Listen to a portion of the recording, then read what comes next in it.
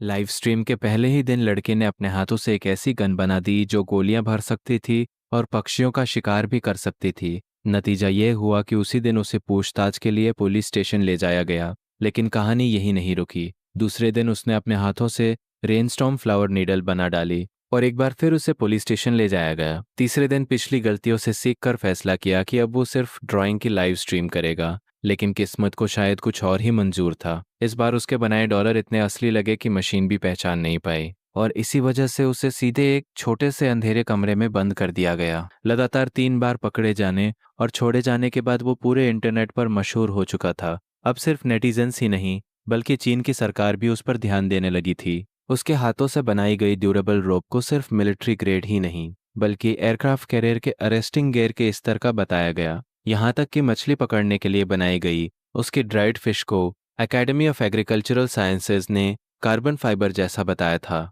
और आखिर में उसने एक 2 डायमेंशनल स्लिम फिटिंग हेडगियर भी बना डाली। इस समय पूछताछ कक्ष के अंदर वह कैप्टन ली जियनबिंग के सामने बैठा था। कैप्टन का चेहरा बेहद गंभीर था। लड़के ने ईमानदारी से सिर झुकाया और अपनी गलती मान ली। उसने बताया कि उसका ऐसा कोई इरादा नहीं था, वह सिर्फ एक क्राफ्ट ब्लॉगर है। एक नेटिजन ने हैंडमेड गाटलिंग गन देखने की इच्छा जताई थी, इसलिए उसने बस उसे बनाने की कोशिश की थी। लेकिन उसे खुद भी उम्मीद नहीं थी कि वह सच में बन जाएगी। उसका दावा था कि ये सब पूरी तरह एक एक्सीडेंट था। लेकिन ली जेनबिंग ने ठंडी आवाज में उसकी बात को खारिज कर दिया। उसे विश्वास नहीं हो रहा था कि कोई इंसान सिर्फ एक कोशिश में असली हथियार जैसी चीज बना सकता है। उसे शक था कि लड़का कहीं ना कहीं से गन मेकिंग की ट्रेनिंग लेकर आया है। यह सुनकर लड़का बेचैन भी हुआ और खुद को गलत समझे जाने पर दुखी भी। उसने समझाया कि वह मशीनों और मैकेनिकल चीज़ों को बहुत जल्दी समझ लेता है। उसकी समझ तेज है, लेकिन वह झूठ बोलने की हिम्मत कभी नहीं करेगा। ली जैनबिंग कुछ देर तक चुप बैठा रहा। फिर उसने हाथ में मौजूद सोशल रिलेशंस रिपोर्ट को दोबारा देखा, साथ ही अपनी घड़ी पर नजर डाली। पूछताछ शुरू हुए पूरे 4 घंटे बीत चुके थे, लेकिन उसे लड़के की बातों में एक भी कमी या झूठ नहीं मिला था। धीरे धीरे उसके मन में एक सवाल उठने लगा, क्या यह लड़का सचमुच एक जीनियस है? यह सोचकर उसने हल्की सी सांस छोड़ी। आखिरकार उसने जांच खत्म करने का फैसला किया और लड़के को घर जाने की अनुमति दे दी। लेकिन जाते जाते उसने सख्त चेतावनी भी दी, अगली बार लाइव स्ट्रीम में फायर आर्म्स जैसी चीजों का जिक्र भी नहीं होना चाहिए, क्योंकि अगली बार मामला इतना आसान नहीं होगा। यह सुनकर लड़के ने तुरंत सिर हिलाया। उसने सीना थपथपाकर भरोसा दिलाया कि उसकी माँ ने बचपन से उसे समाज का जिम्मेदार सदस्य बनना सिखाया है। वह कभी कोई गैर कानूनी या अव्यवस्था फैलाने वाला काम नहीं करेगा। ली जैनबिंग ने अधीर होकर उसे जल्दी निकलने का इशारा किया, लेकिन साथ ही साफ कह दिया कि गाटलिंग गन अब पुलिस स्टेशन में ही रहेगी। यह सुनते ही लड़के का चेहरा उतर गया। आखिर उसने इसी चीज की मदद से 8,000 युआन लेकर एक बड़े आदमी को बांध दिया था। अब जब गटलिंग गन जब्त हो चुकी थी तो वो उस आदमी को क्या जवाब देगा? हालांकि हालात ऐसे थे कि चाहे उसे कई और जिंदगियां भी मिल जाएं, फिर भी वो अंकल हैड से अपनी चीज वापस मांगने की हिम्मत नहीं करता। इन सारी परेशानियों के बीच जब वह घर लौटा तब तक रात हो चुकी थी। उसने अपना फोन चालू किया और देखा कि फोन मैसेजों से भरा पड़ा है। लगभग हर कोई यही पूछ रहा था कि क्या वो बाहर आ गया है। ये देखकर उसके दिल में थोड़ी गर्माहट आ गई। उसे लगा कि दुनिया में अभी भी अच्छे लोग मौजूद हैं। लेकिन अगले ही पल उसकी ये सोच टूट गई। मैसेज स्क्रॉल करते हुए उसे एक वीडियो दिखाई दिया जिसमें उसे पुलिस द्वारा ले जाते हुए दिखाया गया था, और वीडियो के ऊपर लिखा था कि क्राफ्ट ब्लॉगर असल में एक क्रिमिनल निकला। सबसे हैरानी की बात यह थी कि उस वीडियो पर 50,000 से ज्यादा लाइक्स थे, जो उसके अपने फॉलोअर से भी ज्यादा थे। ये देखकर लड़का बस कड़वी हंसी हंस सका। उसे समझ आ गया कि दुनिया में अच्छे लोग शायद उतने भी ज्यादा नहीं हैं। आखिरकार उसने फोन नीचे रखा और गहरी सांस छोड़ते हुए चुपचाप बैठ गया। 8,000 युआन की पेमेंट तो उससे पहले ही मिल चुकी थी और पैसा अब उसकी जेब में था। ऐसे में उसे वापस करने का कोई सवाल ही नहीं था। कुछ देर सोचने के बाद उसके दिमाग में अचानक एक आइडिया आया। अगर सब कुछ सही रहा तो वो अपने बड़े भाई के लिए उसका पेपर वर्जन बना देगा। कम से कम अगर क्वालिटी अच्छी हुई तो सामने वाले शिकायत भी नहीं करेगा। अगली सुबह वह सीधे गांव के सुपरमार्केट पहुंच गया। वहां उसने आंट ल्यू से एक पूरा डिब्बा क्राफ्ट पेपर मांगा। काउंटर पर बैठी आंट ल्यू उस समय फोन चला रही थी। उसे देखते ही उसने राहत की सांस ली। उसे लगा था कि लड़का अभी तक वापस नहीं आया होगा और वह उसके घर जाकर हालचाल पूछने वाली थी। यह सुनकर लड़का बस अजीब सी मुस्कान दे सका। उसने जल्दी से समझाया कि कल जो हुआ था वो सिर्फ एक गलतफहमी थी और अब सब कुछ ठीक है। इसके बाद उसने बात बदलने के लिए गूकाई के बारे में पूछ लिया। आंट ल्यू क्राफ्ट पेपर लेने गोदाम की तरफ चली गई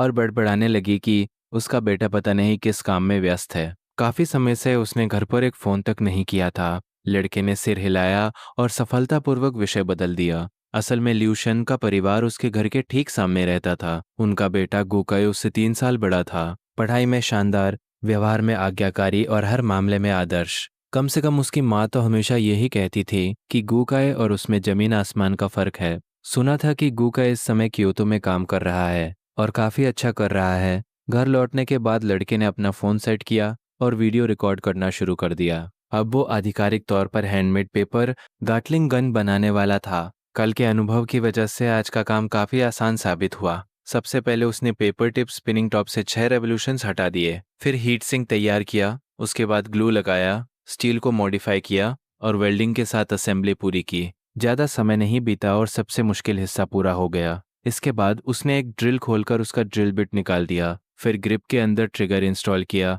उसके बाद वायर वेल्डिंग, हैंडल असेंबली, टबिंग और मैगजीन को जोड़ने का काम शुरू हुआ। आखिर में उसने पूरी गटलिंग गन को काले रंग से पेंट कर दिया। कुछ बुलेट्स लोड करने के बाद उसने ट्रिगर दबाया और अगले ही पल पेपर गाटलिंग गन ने फायर करना शुरू कर दिया। काम पूरा होते ही उसने कुछ तस्वीरें खींची और ब्रदर बैंक को भेज दी। जवाब लगभग तुरंत आ गया। सामने वाला इस चीज को देखकर बेहद उत्साहित था। उसे यह पेपर वर्जन भी उतना ही शानदार लगा जितना कल वाला असली मॉडल। साथ ही उसने जल्दी से इसे शिप करने की सलाह दी, कहीं ऐसा ना हो कि यह भी फिर से जब्त कर लिया जाए। मैसेज पढ़ते ही लड़के ने एक पल भी बर्बाद नहीं किया। उसने तुरंत कुरियर से संपर्क किया और सामान भेज दिया। इसके बाद उसने हैंडमेड वीडियो को एडिट किया और इंटरनेट पर अपलोड कर दिया। उधर हेबे प्रोविंशियल पब्लिक सिक्योरिटी ब्यूरो का एक जूनियर ऑफिसर जाओ शाओफेंग उसी वीडियो को बड़ी गंभीरता से देख रहा था। यही वह अधिकारी था जिसने कल उसकी गैटलिंग गन वाली लाइव स्ट्रीम सबसे पहले खोजी थी। उसे लगा था कि इस मामले से उसे बड़ा क्रेडिट मिलेगा, लेकिन आखिर में उसके हाथ कुछ भी नहीं लगा। यही वजह थी कि वह अंदर ही अंदर काफी परेशान था। अब जब भी उसे थोड़ा समय मिलता, वह लड़के के अकाउंट पर नजर रखता रहता और जैसे ही उसने पेपर गैटलिंग गन वाला नया वीडियो देखा, वह तुरंत हरकत में आ गया। लेकिन दूसरी तरफ ली जेनबिंग ने वीडियो पर सिर्फ एक नज़र डाली। उसने हल्का सा भौहें सिकोड़ कर हाथ हिलाया और मामला वहीं खत्म कर दिया। उसके मुताबिक जब तक लड़का कोई बड़ी परेशानी पैदा नहीं कर रहा, तब तक उसे छोड़ देना ही बेहतर था। असल में इस समय ली जेनबिंग खुद एक बहुत बड़े सिरदर्द से जूझ रहा था। पिछली रात उसके अधिकार क्षेत्र में एक रॉबरी हुई थी और पीड़ित कोई साधारण व्यक्ति नहीं था। वह एविएशन एकेडमी का रिसर्चर था जो एयरक्राफ्ट कैरियर एस्टिंग गेयर के डेवलपमेंट पर काम कर रहा था। मामले की गंभीरता को देखते हुए ऊपर से एक स्पेशल टास्क फोर्स भी भेज दी गई थी। स्थिति इतनी खराब थी कि अगर एक हफ्ते के भीतर अपराधी नहीं पकड़ा गया तो ली जेनबिंग का पूरा करियर खत्म हो सकता था। ऐसे समय में उसके पास एक क्राफ्ट ब्लॉगर की पेपर गाटलिंग गन पर ध्यान देने का बिल्कुल समय नहीं था। देखते ही देखते शाम हो गई। आज वीडियो की ट्रैफिक काफी अच्छी रही थी। इसी वजह से लड़के ने एक बार फिर लाइव स्ट्रीम शुरू करने का फैसला किया। हालांकि उसे कल कैप्टन ने की चेतावनी अच्छी तरह याद थी। लाइव शुरू होते ही उसने सावधानी से दर्शकों का स्वागत किया और मुस्कुराते हुए अपनी बात शुरू की। बेबीज, लाइव स्ट्रीम शुरू होते ही लड़के ने कल की घटना का जिक्र किया। उसने बताया कि कल उसने अपने हाथों से एक गैटलिंग गन बनाई थी, लेकिन अब संबंधित विभाग उसे ऐसी चीजें बनाने की अनुमति नहीं दे रहे थे। इसलिए आज वह सबके लिए रेनस्टॉर्म पेयर ब्लॉसम नीडल बनाने वाला था। बस इतना सुनना था कि पूरा लाइव स्ट्रीम रूम फट पड़ा। चैट लगातार तेजी से स्क्रॉल होने लगी। कुछ लोगों को यकीन ही नहीं हो रहा था। उनके मुताबिक ये तो सिर्फ नॉवेल्स में मिलने वाली चीज थी। दूसरी तरफ कुछ दर्शक उसे मजाक समझ रहे थे, लेकिन उसके पुराने फैंस पूरी तरह उसके पक्ष में खड़े थे। उनका मानना था कि जो आदमी ऑरेंज ब्यूरो तक जा चुका हो, उसके स्किल्स पर शक नहीं किया जा सकता। हर कोई एक ही बात कह रहा था, जल्दी से बनाकर दिखाओ। लड़का बिल्कुल शांत रहा। उसने पहले से तैयार आयरन शीट्स, कॉपर शीट्स और ट्यूबिंग को टेबल पर रखा। फिर उसने बताया कि इस रेनस्टॉर्म फ्लावर नीडल का डिजाइन एक गेम से लिया गया है। इसके बाद असली काम शुरू हुआ। सबसे पहले फैन शेप लोटस पेटल्स तैयार किए गए, फिर मेन शाफ्ट, हैंडल और नोजल का ऊपरी हिस्सा बनाया गया। उसने पूरे सिस्टम में 24 फायरिंग होल्स लगाए। इसके साथ नीडल कार्ट्रिज को हैंडल के अंदर इंस्टॉल किया गया। इतना ही नहीं, उसने एक ऑटोमेटिक रिपोजिशनिंग स्ट्रक्चर भी डिजाइन कर दिया, जिसकी मदद से पहली खेप के सिल्वर नीडल्स निकलने के बाद बाकी नीडल्स अपने आप रिपोजिशन होकर लगातार फायर कर सकती थी। धीरे धीरे पूरा डिवाइस आकार लेने लगा और कुछ ही देर बाद एक बेहद सुंदर और नाजुक रेनस्टॉर्म फ्लावर नीडल तैयार हो चुकी थी। लड़के ने उसे हाथ में उठाया और हंसते हुए खुद को तांगलान मास्टर घोषित कर दिया। ये देखकर लाइव स्ट्रीम के दर्शक पूरी तरह स्टन्ड रह गए। किसी को यकीन नहीं हो रहा था कि उसने सच में यह चीज़ बना दी है। कुछ लोग तो मजाक में उसे किसी दूसरे युग से आया हुआ इंसान तक कहने लगे, लेकिन अब सभी की एक ही मांग थी, उसे चलाकर दिखाओ।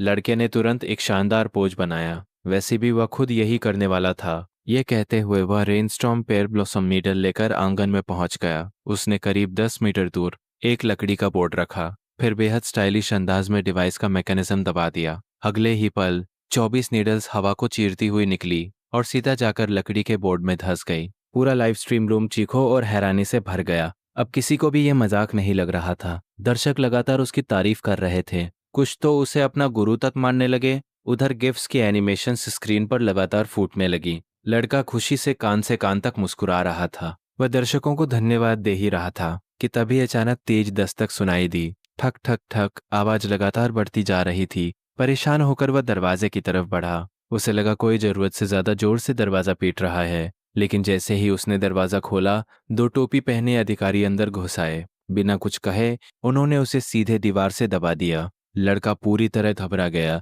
उसी समय उसने मुड़ कर देखा, सामने जाओ शाफंग खड़ा था। उसका चेहरा बेहद गंभीर था। उसने गुस्से में पूछा कि आखिर लड़का सीखता क्यों नहीं। कल ही चेतावनी दी गई थी और आज वो फिर वैसी ही हरकत कर रहा था। यह सुनकर लड़का तुरंत अपनी सफाई देने लगा। उसने कहा कि वह बिल्कुल निर्दोष है। कल कैप्टन ली ने सिर्फ फायर आर्म्स न बनाने को कहा था और उसने आज कोई गन नहीं बनाई। लेकिन जाओ शाफेंग उसकी बात सुनने के मूड में नहीं था। उसके लिए यह भी एक खतरनाक वेपन ही था। उसने तुरंत सबूत जब्त करने और उसे साथ चलने का आदेश दिया। यह पूरा नज़ारा अभी भी लाइव स्ट्रीम में चल रहा था और इसी वजह से लाइव की पॉपुलैरिटी एक बार फिर आसमान छूने लगी। दर्शकों को तो जैसे नया मनोरंजन मिल गया था। कुछ लोग मजाक कर रहे थे कि स्ट्रीमर दूसरी बार गिरफ्तार हो गया। कुछ का कहना था कि अधिकारी उसके पीछे ही पड़े हुए हैं, तो कुछ लोग उसके लिए जेल की 3 टाइम की मुफ्त खाने की व्यवस्था होने पर बधाई दे रहे थे। उधर जाओ शाओफेंग ने आखिरकार उसे छोड़ा और सीधे उसके फोन की तरफ बढ़ा। लड़के ने कैमरे की तरफ देखते हुए दर्शकों से इंतजार करने को कहा,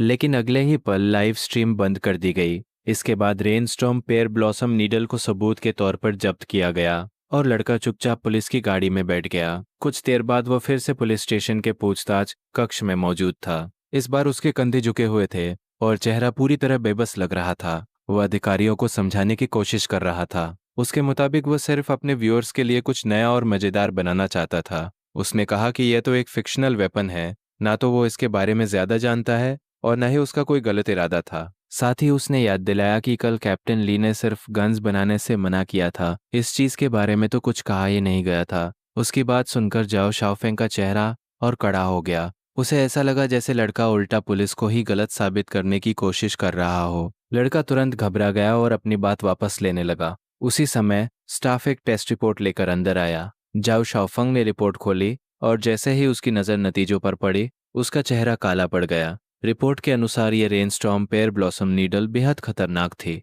इसकी मारक क्षमता लगभग सर्विस पिस्टल के बराबर थी। कुछ क्षणों के लिए पूरा कमरा शांत हो गया। जाओ शाओफेंग रिपोर्ट को घूरता रह गया। उसे समझ नहीं आ रहा था कि आखिर एक साधारण क्राफ्ट ब्लॉगर ऐसी चीजें कैसे बना सकता है, और पहली बार उसके मन में ली जैनबिंग की पिछली जांच को लेकर भी शक पैदा होने लगा। पूछताछ के दौरान जाओ शाओफेंग ने उससे पूछा कि ब्लॉगर बनने से पहले वह क्या करता था। लड़के ने बिना झिझक बताया कि वह आज ही ग्रेजुएट हुआ है। उससे पहले वह सिर्फ एक स्टूडेंट था। यह सुनकर जाओ शाओफेंग कुछ देर के लिए चौंक गया। उसे याद आया कि लड़के ने मैकेनिकल इंजीनियरिंग की पढ़ाई की थी। ऐसे में उसके लिए नौकरी ढूंढना मुश्किल नहीं होना चाहिए था। फिर वो यह सब करने की जगह क्राफ्ट ब्लॉगर क्यों बन गया? बस इतना सुनना था कि लड़का अचानक उत्साहित हो गया। उसे लगा आखिर किसी ने सही सवाल पूछा है। उसने कहना शुरू किया कि सामने वाला जरूर ग्रेजुएशन के बाद सीधे सिस्टम में चला गया होगा और कभी नौकरी ढूंढने नहीं निकला होगा। फिर उसने आज के जॉब मार्केट की पूरी कहानी सुनानी शुरू कर दी। उसके मुताबिक कंपनियां जॉब पोस्टिंग में 6,000 की सैलरी लिखती है, लेकिन इंटरव्यू के बाद बात सीधे 3,000 पर आ जाती है। ऊपर से परफॉर्मेंस बोनस के नाम पर अलग बहाने बनाए जाते हैं। और सबसे बुरी बात तो यह थी कि एक कंपनी ने उससे 2 घंटे तक इंटरव्यू लेने के बाद पूछा था कि क्या वह सिर्फ पैसे कमाने के लिए काम करना चाहता है। इतनी शिकायतें उसके दिल में जमा थी कि मौका मिलते ही सब बाहर आने लगी। वह लगातार बोलता गया और जितना बोलता गया उतना ही ज्यादा एक्साइटेड होता गया। आखिरकार जाओ शाओफेंग को बीच में रोकना पड़ा। उसने जल्दी से उसे चुप कराया और कहा कि अब उसे सब समझ आ गया है। इसके बाद उसने आखिरी बार चेतावनी दी कि वह भविष्य में ऐसी चीजों को हाथ न लगाए। फिर उसने एक दस्तावेज सामने रख दिया, सिर्फ साइन करो और घर जाओ। लड़के के पास कोई विकल्प नहीं था, उसे मजबूरी में साइन करना पड़ा। हालांकि उसके मन में अभी भी एक उम्मीद बाकी थी। वह रेनस्टॉर्म पेयर ब्लॉसम नीडल वापस मांगना चाहता था। आखिर उसे बनाने में काफी मेहनत लगी थी, लेकिन जाओ शाफंग ने उसकी आंखों में चल रहे विचार पढ़ लिए। उसने साफ शब्दों में कह दिया कि उस सामान के बारे में सोचना भी मत, वह बहुत खतरनाक है और उसे किसी भी हालत में वापस नहीं दिया जाएगा। इस तरह उसकी दूसरी मास्टरपीस भी जब्त कर ली गई। उसी समय ली जियानबिंग तेजी से अंदर आया, लेकिन जैसे ही उसकी नज़र लड़के पर पड़ी, वह कुछ क्षणों के लिए रुक गया। कल ही यह लड़का यहाँ आया था और आज फिर सामने खड़ा था। इससे पहले कि लड़का कुछ कहता, जाओ शाओफंग ने पूरा मामला संक्षेप में बता दिया। सब सुनने के बाद ली जियानबिंग ने गंभीर आवाज में कहा कि आगे से उसे ज्यादा सावधान रहना चाहिए। फिर उसने उसे तुरंत घर जाने के लिए कह दिया। बात खत्म होते ही वह जल्दी जल्दी वहां से निकल गया। ऐसा लग रहा था जैसे किसी बहुत बड़े काम में व्यस्त हो। लड़के ने इस बात पर ज्यादा ध्यान नहीं दिया, वह सीधे घर लौट आया। हालांकि लगातार 2 क्रिएशंस जब्त होने की वजह से वह थोड़ा निराश जरूर था, लेकिन दूसरी तरफ उसकी पॉपुलैरिटी लगातार बढ़ रही थी और यही बात उसके लिए किसी छिपे हुए आशीर्वाद जैसे थी। खुश होकर उसने अपने अकाउंट पर एक अपडेट पोस्ट किया। उसने बताया कि कल वह एक बिल्कुल नॉर्मल लाइव स्ट्रीम करने वाला है। इसके बाद वह आराम से सोफे पर लेट गया और फोन स्क्रॉल करने लगा। उसे बिल्कुल अंदाजा नहीं था कि एक खतरनाक मुसीबत धीरे धीरे उसकी तरफ बढ़ रही है। उधर उसी समय उत्तरी प्रांत के बाहरी इलाके वाले नेशनल हाईवे पर एक जबरदस्त पीछा चल रहा था। कई पुलिस गाड़ियां एक टूटी फूटी मिनीवान का पीछा कर रही थी। वैन के अंदर बैठे अपराधी एक्सेलरेटर पूरी ताकत से दबा रहे थे, लेकिन इसके बावजूद पीछे की पुलिस गाड़ियां लगातार करीब आती जा रही थी। हालात बिगड़ते देख अपराधियों ने एक खतरनाक फैसला लिया। उन्होंने वैन को अचानक मोड़ा और पास के एक रेजिडेंशियल एरिया में घुस गए। काफी देर तक गलियों में भागने के बाद उन्होंने नियंत्रण खो दिया। वैन पलट गई, लेकिन वे रुके नहीं। वे किसी तरह निकलकर पास के एक घर के आंगन में घुस गए। अब उनके पास भागने का कोई रास्ता नहीं बचा था। उनकी आखिरी उम्मीद सिर्फ कहीं छिपना था। उधर घर के अंदर बैठा लड़का दूर से आती पुलिस सायरनों की आवाज सुन रहा था। आवाज इतनी तेज थी कि उसे लगा कम से कम 3 पुलिस गाड़ियां आसपास मौजूद है। उसे हैरानी हुई कि आखिर किस तरह के अपराधियों को पकड़ने के लिए इतनी बड़ी टीम भेजी गई है,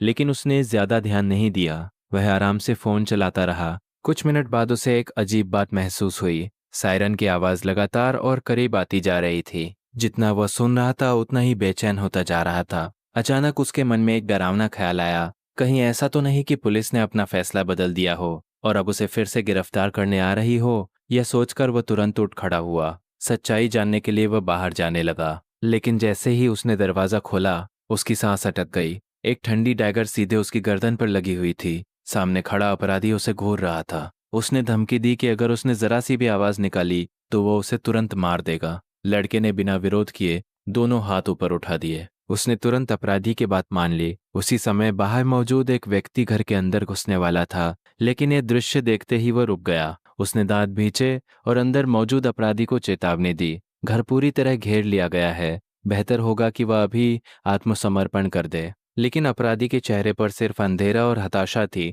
उसके लिए सरेंडर करना मौत के बराबर था। उसने साफ कह दिया कि उसके पास एक हॉस्टेज है। अगर पुलिस चाहती है कि लड़का जिंदा रहे तो उसे तुरंत एक गाड़ी दी जाए और सुरक्षित निकलने का रास्ता बनाया जाए, वरना वो उसी समय हॉस्टेज को मार देगा। बाहर खड़े ली जियानबिंग ने यह सब शांत चेहरे के साथ सुना, लेकिन उसके चेहरे पर एक अजीब सा भाव उभर आया। अगले ही पल उसने अपने पास खड़े टीम मेंबर्स की तरफ देखा और बेहद शांत आवाज में आदेश देना शुरू किया। बाहर खड़े ली जियानबिंग ने अपराधी की मांग मानने का फैसला किया। उसने सबसे पहले उसके कहे अनुसार एक गाड़ी तैयार करवाने का आदेश दिया, लेकिन असल में यह सिर्फ समय खरीदने की चाल थी। साथ ही स्नाइपर को सही पोजीशन लेने का मौका भी दिया जा रहा था। उधर घर के अंदर लड़का भी खाली नहीं बैठा था। वह लगातार सोच रहा था कि खुद को कैसे बचाया जाए। उसे पता था कि इस समय तक वो अपराधी के लिए उपयोगी हॉस्टेज था, लेकिन अगर वो गाड़ी तक पहुंच गया तो उसके जिंदा बचने की संभावना बहुत कम हो जाएगी। आखिर वह अपनी जान किसी अपराधी की इंसानियत के भरोसे में ही छोड़ सकता था। कुछ देर बाद बाहर से फिर आवाजें आने लगी।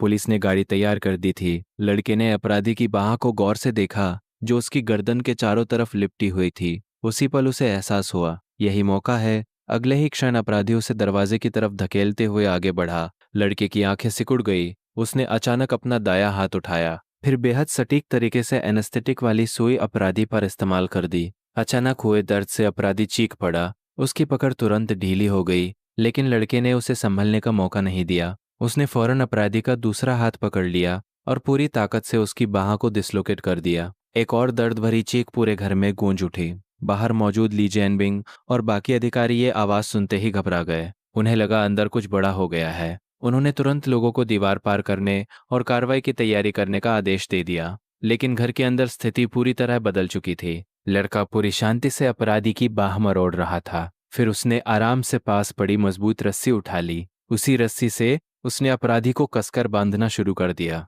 अपराधी दर्द और गुस्से से पागल हो रहा था। वो लगातार लड़के को गालियां दे रहा था। उसे लग रहा था कि सामने वाला बिल्कुल नियमों के खिलाफ लड़ रहा है। लेकिन लड़के ने भी तुरंत जवाब दे दिया। उसके मुताबिक जो इंसान किसी को अगवा कर सकता है, उसे शर्म और नियमों की बात करने का कोई हक नहीं है। उसकी बात खत्म होते ही 7-8 अधिकारी एक साथ दीवार फांदकर अंदर कूद पड़े। उनकी बंदूकें सीधे अपराधी की तरफ तनी हुई थी। लेकिन अगले ही पल सभी रुक गए, क्योंकि जिस अपराधी को रोकने के लिए वे जान जोखिम में डालकर अंदर घुसे थे, वह पहले से ही जमीन पर बंधा पड़ा था। उसकी हालत किसी कीड़े की तरह हो चुकी थी। सभी अधिकारी एक दूसरे का चेहरा देखने लगे। उन्हें समझ ही नहीं आया कि आखिर यहाँ हुआ क्या था। उसी समय ली जैनबिंग ने भी दरवाजा लात मारकर खोल दिया और अंदर आ गया। लड़के ने मुस्कुराते हुए उसकी तरफ देखा, फिर मजाकिया अंदाज में कहा कि लगता है दोनों की मुलाकात फिर से हो गई। ली जैनबिंग ने पहले राहत की सांस ली, फिर उसने जमीन पर पड़े अपराधी को देखा और फिर लड़के की तरफ देखा।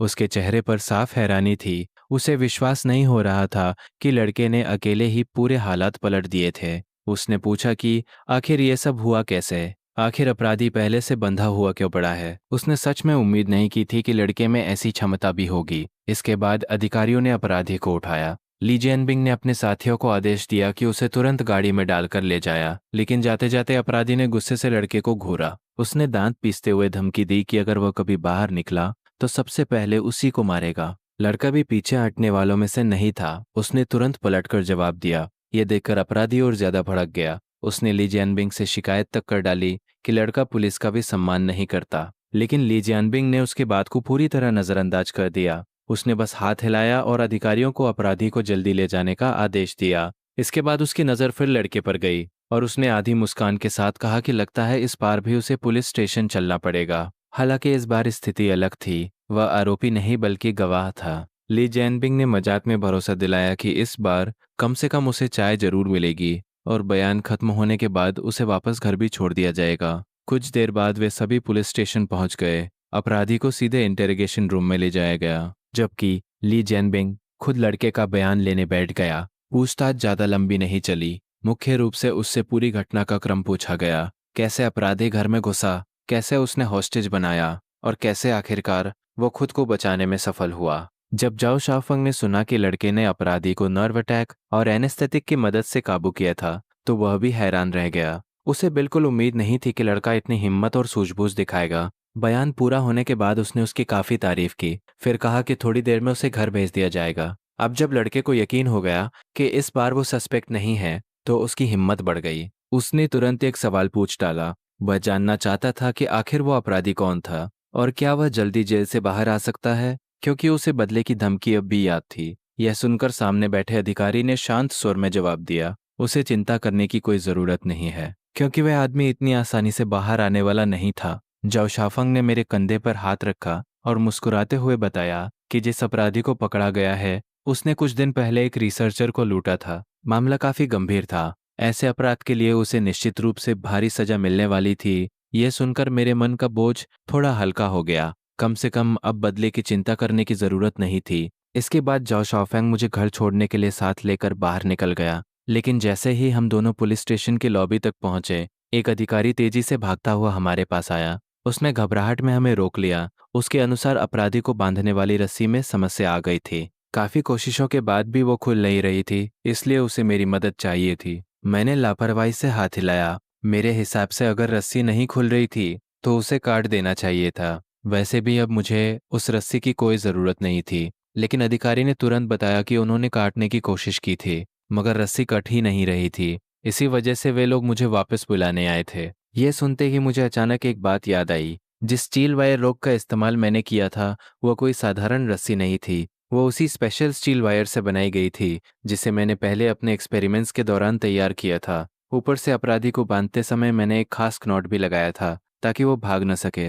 यह याद आते ही मेरे दिल की धड़कन तेज हो गई। उसे समझ आ गया कि अब समस्या क्या है। उधर इंटेरोगेशन रूम के अंदर ली जैनबिंग पहले से ही रस्सी से जूझ रहा था। उसका धैर्य लगभग खत्म हो चुका था। जैसे ही उसने मुझे अंदर आते देखा, उसने झुंझलाकर पूछा कि आखिर मैंने इतनी मजबूत स्टील वायर रोप का इस्तेमाल क्यों किया था। उसे लग रहा था जैसे मैं अपराधी के भागने के डर से ज़रूरत से ज़्यादा तैयारी करके बैठा था। उसने तुरंत मुझे रस्सी खोलने का आदेश दिया। मैंने हल्की सी मुस्कान के साथ आगे कदम बढ़ाया। फिर कुछ ही सेकंड में वह नॉट खोल दिया जिसने इतने लोगों को परेशान कर रखा था। इसके बाद मैंने समझाया कि यह नॉट मैंने खुद डिजाइन किया था और आम लोगों के लिए इसे खोलना लगभग नामुमकिन था। ली जैनबिंग ने राहत की सांस ली, फिर जल्दी से मुझे वहां से जाने को कहा। उसके मुताबिक मेरी बनाई हुई चीजें पहले ही काफी सिरदर्द बन चुकी थी। मैंने तुरंत सिर हिलाया और वहां से निकल गया। घर पहुंचते ही मैं सीधे सो गया। इतनी भाग दौड़ के बाद शरीर पूरी तरह थक चुका था। जब मेरी आंख खुली तब अगली रात के 2 बज चुके थे। मैंने आदतन अपना फोन उठाया और जैसे ही वीडियो के आंकड़े देखे, मेरी आंखें चमक उठी। कल की रेनस्टॉर्म पेयर ब्लॉसम नीडल वाली वीडियो 1.5 मिलियन व्यूज पार कर चुकी थी। मैं खुशी से लगातार स्क्रीन स्क्रॉल करने लगा। पहली बार मुझे वायरल होने का असली एहसास हो रहा था और सच कहूं तो ये एहसास शानदार था। लेकिन तभी मेरे दिमाग में एक और बात आई। मैंने अपने सिस्टम से पूछा कि कल इस्तेमाल की गई रस्सी आखिर थी क्या। अगले ही पल जवाब सामने आ गया। वह एक अल्ट्रा स्ट्रॉन्ग और हाई टफनेस रोप थी जिसे लोगों को बांधने, भारी सामान खींचने और दूसरे कठिन कामों के लिए सबसे बेहतरीन विकल्प बताया गया। ये सुनकर मैं कुछ पल के लिए चुप हो गया। यही वजह थी कि मुझे यह सिस्टम कभी कभी अजीब लगता था। इसके जवाब हमेशा जरूरत से ज्यादा सीधे और अटपटे होते थे। मैंने सिर हिलाया और सिस्टम से वैसी ही एक और रस्सी खरीद ली। इस बार मैंने उसे ध्यान से जांचना शुरू किया। करीब से देखने पर पता चला कि उसकी मटेरियल कॉम्पोजिशन और वीविंग प्रोसेस दोनों ही बेहद खास थे। असल में मैंने पहले ऐसी काफ़ी रस्सियां खरीद कर रखी हुई थी। मेरा इरादा उनका इस्तेमाल सामान ढोने के लिए करने का था, लेकिन बाद में वे बस दरवाजे पर पड़ी धूल खाती रही। अब जब मुझे पता चला कि कल पुलिस वाले उसे चाकू से भी नहीं काट पाए थे, तो मेरा नज़रिया पूरी तरह बदल गया। शायद ये चीज़ सच में काफ़ी मूल्यवान थी। मैंने फैसला किया कि रात को समय मिलने पर इसकी ठीक से रिसर्च करूंगा। यह सोचकर मैंने अपना फ़ोन सेट किया और लाइव स्ट्रीम की तैयारी शुरू कर दी। इतना अच्छा ट्रैफिक मिल रहा था, उसे यूं ही बर्बाद करना बेवकूफ़ी होती। जैसा उसने सोचा था ठीक वैसा ही हुआ। जैसे ही लाइव शुरू हुई, व्यूअर्स की संख्या कल के मुकाबले लगभग दोगुनी हो गई। चैट सेक्शन तुरंत मजाक और कमेंट से भर गया। कुछ लोग उसे तंग क्लान लीडर कहकर बुला रहे थे, कुछ पूछ रहे थे कि आज कौन सी नई क्रिएशन बनने वाली है, तो कुछ मजाक में पहले से ही पुलिस बुलाने की सलाह दे रहे थे। दर्शकों की बातें पढ़कर लड़के ने हल्की सी मुस्कान दी, फिर उसने नाक खुजाते हुए सबको जवाब दिया। उसने याद दिलाया कि पिछले कुछ दिनों में जो चीज़ें बनाई गई थी वे ज़रूरत से ज़्यादा खतरनाक साबित हुई थी और अंकल हैट ने उसे विशेष रूप से सावधान रहने की चेतावनी दी थी। इसलिए अब वो एक जिम्मेदार नागरिक की तरह व्यवहार करने वाला था। ऐसी चीज़ें दोबारा नहीं बनाई जाएंगी, कम से कम फिलहाल तो बिल्कुल नहीं। उसकी बात सुनते ही पूरा लाइव स्ट्रीम रूम हंसी से भर गया। दर्शक लगातार उसे उकसा रहे थे। कुछ लोग कह रहे थे कि डरने की कोई ज़रूरत नहीं है और उसे वही पुराने खतरनाक एक्सपेरिमेंट्स जारी रखने चाहिए। तो कुछ मजाक में कह रहे थे कि अगर क्राफ्टिंग नहीं करनी तो सिंगिंग, डांसिंग, कैलीग्राफी या पेंटिंग ही करके दिखा दे। कई लोगों का मानना था कि जो इंसान इतनी शानदार हैंडमेड क्रिएशंस बना सकता है, उसकी ड्राइंग स्किल्स भी ज़रूर कमाल की होंगी। इसी बीच चैट में एक अलग तरह का कमेंट दिखाई दिया। उस व्यक्ति ने तंज कसते हुए पूछा कि अगर स्ट्रीमर सच में इतना प्रतिभाशाली है तो हाथ से पैसे बनाकर क्यों नहीं दिखाता। यह कमेंट बाकी लोगों को तुरंत अजीब लगा, क्योंकि साफ दिखाई दे रहा था कि सामने वाला जानबूझकर परेशानी खड़ी करना चाहता है। उस व्यक्ति का नाम सनहाव था। वह एक अमीर परिवार का रिच सेकंड जनरेशन लड़का था। दिन भर इंटरनेट पर घूमना और दूसरों को नीचा दिखाना उसका शौक था। उसे हमेशा लगता था कि दुनिया में उसके अलावा बाकी सभी लोग बेकार है। और जब उसने इस लाइव स्ट्रीम का नारा देखा कि यहाँ कुछ भी बनाया जा सकता है, तो उसकी दिलचस्पी और बढ़ गई। वो लगातार उकसाने लगा, अगर सच में कुछ भी बना सकते हो तो पैसे बनाकर दिखाओ। यह पढ़कर लड़का मुस्कुराया। उसने चुनौती स्वीकार कर ली। फिर उसने पूछा कि अगर वह सफल हो गया तो क्या मिलेगा। सुनहाव ने तुरंत जवाब दिया, अगर वह बना पाया तो उसे 2 स्पेसशिप्स रिवॉर्ड के रूप में दिए जाएंगे, लेकिन अगर वह असफल हुआ तो उसे अपना साइन बोर्ड हटाकर सार्वजनिक रूप से मानना होगा कि उसकी स्किल्स उतनी खास नहीं है। लड़के ने बिना हिचक ये शर्त मान ली। ये देखकर लाइव स्ट्रीम के दर्शक परेशान हो गए। कई लोगों ने उसे समझाने की कोशिश की। उनके अनुसार सनहाउ इंटरनेट का मशहूर ट्रबल मेकर था। वह कई स्ट्रीमर्स को इसी तरह फंसा चुका था, लेकिन लड़के ने किसी की बात पर ध्यान नहीं दिया। वह चुपचाप कमरे के कोने में गया और कुछ पेंट निकाल लाया। फिर उसने अपनी जेब से 100 युआन का नोट निकाला और उसे सामने रखकर ड्राइंग शुरू कर दी। उसका ध्यान पूरी तरह काम पर केंद्रित था। वो साइज, कलर और टेक्सचर तक को बारीकी से नाप रहा था। जहां जरूरत पड़ती वहां मैग्नीफाइंग ग्लास का भी इस्तेमाल कर रहा था। धीरे धीरे उसके ब्रश के नीचे नोट का आकार उभरने लगा और ये देखकर दर्शक हैरान रह गए। कमेंट सेक्शन में लगातार तारीफें आने लगी। किसी को यकीन नहीं हो रहा था कि वह इतना रियलिस्टिक आर्टवर्क बना सकता है। लड़का बिना रुके काम करता रहा। वह सावधानी से रंग भरता गया, हर डिटेल को असली जैसा बनाने की कोशिश कर रहा था। कुछ ही देर में उसके सामने एक ऐसा बैंक नोट तैयार हो गया जो देखने में लगभग असली जैसा लग रहा था। थोड़ी देर सोचने के बाद उसने दोबारा कागज और ब्रश उठाया। दर्शकों को लगा कि शायद अब वह नोट का पिछला हिस्सा बनाने वाला है, लेकिन कुछ देर बाद सबको एहसास हुआ कि वह किसी और करेंसी पर काम कर रहा था। वह यूएस डॉलर बना रहा था। यह देखकर चैट में सवालों की बाढ़ आ गई। लोग जानना चाहते थे कि उसने स्थानीय करेंसी की जगह डॉलर क्यों चुना। इस पर लड़के ने हंसते हुए सफाई दी। उसके अनुसार अगर वह स्थानीय करेंसी पूरी तरह तैयार कर देता तो अंकल हैट उसे फिर से चाय पीने के लिए बुला लेते, इसलिए उसने सुरक्षित रास्ता चुना था। इसके बाद वह फिर अपने काम में डूब गया, कलर मैचिंग, टेक्सचर और एंटी काउंटरफिटिंग डिटेल्स तक पर उसका पूरा ध्यान था। असल में वह यहीं रुकना चाहता था, लेकिन उसे पता था कि सनहाउ छोटी से छोटी गलती पकड़ने की कोशिश करेगा। इसीलिए उसने एक्स्ट्रा मेहनत करने का फैसला किया। उसने फोटोक्रोमिक इंक तक का इस्तेमाल किया और आखिर में पोर्ट्रेट एंटी काउंटरफिटिंग लेबल भी जोड़ दिया। अब उसका काम पहले से भी ज्यादा वास्तविक दिखने लगा था। यह देखकर लाइव स्ट्रीम के दर्शक पूरी तरह स्टन्ड रह गए। कुछ लोगों को लगने लगा कि उसके पास जरूर कोई छिपी हुई पहचान है, वरना कोई सामान्य इंसान इतनी परफेक्शन के साथ ये सब नहीं कर सकता। लेकिन लड़का अपने काम में इतना खो चुका था कि उसे चैट पढ़ने तक का समय नहीं मिला। 2 घंटे से भी ज्यादा समय बीत गया और आखिरकार उसकी मास्टरपीस पूरी हो गई। स्क्रीन पर लगातार 666 और अमेजिंग जैसे कमेंट्स आने लगे। हर कोई उसकी ड्राइंग स्किल्स की तारीफ कर रहा था। कई लोगों का कहना था कि यह बैंक नोटें असली और नकली में फर्क करना लगभग नामुमकिन बना रहा है। कुछ दर्शक मजाक में उसे साइड बिजनेस शुरू करने की सलाह भी देने लगे। इसी बीच लोगों को अचानक सनहाउ की याद आई। अब सभी उसे बाहर आने और अपनी हार स्वीकार करने के लिए कह रहे थे। उधर सनहाउ स्थिति समझ चुका था। लाइव स्ट्रीम का माहौल पूरी तरह लड़के के पक्ष में जा चुका था। अब अगर वह चुप रहता तो सीधी हार मानी जाती। इसलिए उसने एक नया बहाना ढूंढ निकाला। उसने कहा कि सिर्फ रियलिस्टिक ड्राइंग बना लेने से कुछ साबित नहीं होता। अगर ये बैंक नोटें सच में किसी डिटेक्टर को धोखा दे सके तभी उसे सफलता माना जाएगा। यह सुनकर दर्शक फिर बहस करने लगे। कुछ लोगों को लगा कि सनहाउ बस बहाने बना रहा है, लेकिन कुछ लोग सच में ये एक्सपेरिमेंट देखना चाहते थे। उन्हें जानना था कि आखिर ये मास्टरपीस कितनी वास्तविक है। कमेंट सेक्शन पूरी तरह 2 हिस्सों में बंट गया। किसी को डर था कि अगर नोट बहुत ज्यादा असली निकला तो लड़का खुद मुसीबत में पड़ सकता है, लेकिन साथ ही लगभग हर कोई परिणाम देखने के लिए उत्साहित भी था। ये सब पढ़कर लड़का खुद भी थोड़ा लालायित हो गया। आखिरकार उसने फैसला कर लिया, अगर दर्शक देखना चाहते हैं तो वह टेस्ट जरूर करेगा। यह कहते हुए उसने हाथ से बनाई हुई यूएस डॉलर बिल उठाई और सीधा गांव के प्रवेश द्वार पर मौजूद सुपरमार्केट की तरफ निकल पड़ा। रास्ते भर उसके मन में सिर्फ एक सवाल घूम रहा था, क्या ल्यूशन की money detector machine US dollar को पहचान पाएगी या नहीं। कुछ देर बाद वह लाइव स्ट्रीम चालू रखते हुए सुपरमार्केट पहुंच गया। उस समय ल्यूशन अपने कंप्यूटर पर आराम से कोई ड्रामा देख रहा था। जैसे ही उसने लड़के को फोन लेकर अंदर आते देखा, उसके चेहरे पर मुस्कान आ गई। सुपरमार्केट पहुंचते ही ल्यूशन ने मुस्कुराकर पूछा कि क्या सुये फिर से लाइव स्ट्रीम कर रहा है। लड़के ने सीधे मुद्दे पर आते हुए पूछा कि क्या उनकी money detector machine US dollar को पहचान सकती है। साथ ही उसने थोड़ी देर के लिए मशीन उधार भी मांग ली। ल्यूशन ने बिना झिझक हामी भर दी। उसने गर्व से बताया कि ये कोई साधारण मशीन नहीं है, इसे खरीदने में काफी पैसा लगा था और यह कई देशों की करेंसीज को पहचान सकती थी। यह सुनते ही लड़के की आंखें चमक उठी। उसने तुरंत कैमरा मनी डिटेक्टर की तरफ घुमा दिया, फिर दर्शकों को बताया कि अब असली टेस्ट शुरू होने वाला है। अगले ही पल उसने अपने हाथ से बनाई हुई यूएस डॉलर बिल मशीन में डाल दी। पूरा लाइव स्ट्रीम रूम सांस रोककर स्क्रीन देख रहा था। सबको उम्मीद थी कि मशीन तुरंत वार्निंग देगी, लेकिन अगले ही पल जो हुआ उसने सभी को स्टन कर दिया। नोट बिना किसी रुकावट के मशीन से निकल गया।